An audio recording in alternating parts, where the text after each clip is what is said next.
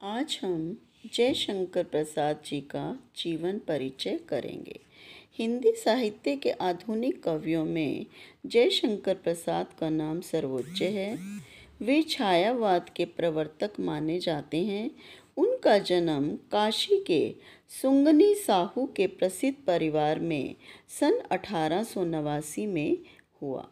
इनके पिता का नाम देवी प्रसाद था, जो कि बड़े ही धर्मपरायण तथा उदार हृदय के व्यक्ति थे।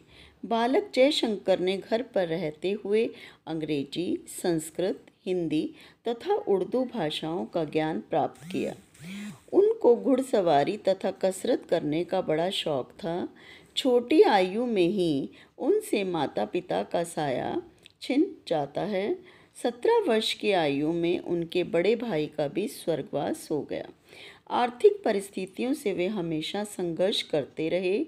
उन्होंने जीवन में 3 विवाह किए, परंतु कठोर परिश्रम करने से उनका स्वास्थ्य बिगड़ता गया और वे तपेदिक के रोगी बन गए। 15 नवंबर 1937 में इस महान साहित्यकार का देहांत हो गया। प्रसाद जी एक बहुमुखी प्रतिभा संपन्न साहित्यकार थे। उनकी प्रमुख रचनाएं हैं काव्य ग्रंथ कानन कुसुम, चित्रकार, झरना, आंसू, लहर और कामायनी। नाटक हैं सज्जन, विशाख, प्रायश्चित, करुणालय, कल्याणी परिणय आदि। उपन्यास है कंकाल, तितली, इरावती उनका अधूरा उपन्यास है। कहानी संग्रह हैं काव्य और कला तथा अन्य निबंध।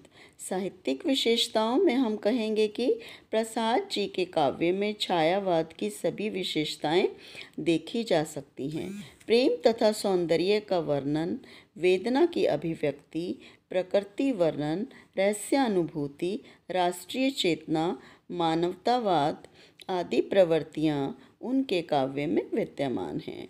प्रसाद जी ने अपनी सर्वाधिक लोकप्रिय काव्य कामायनी के माध्यम से पाठकों को समरसता तथा आनंदवाद का संदेश दिया।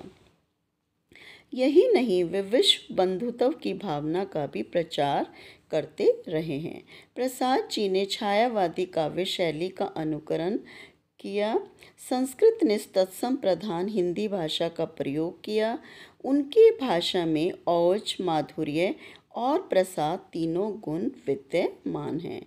भावात्मकता, संगीतात्मकता, संक्षिप्तता तथा कोमल कांत पदावली उनकी काव्य भाषा की उल्लेखनीय विशेषताएं हैं।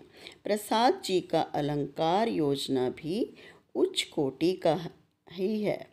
उन्होंने प्राय अनुप्रास, उपमा, रूपक, उत्प्रेक्षा और मानवीकरण आदि अलंकारों का सफल प्रयोग किया है।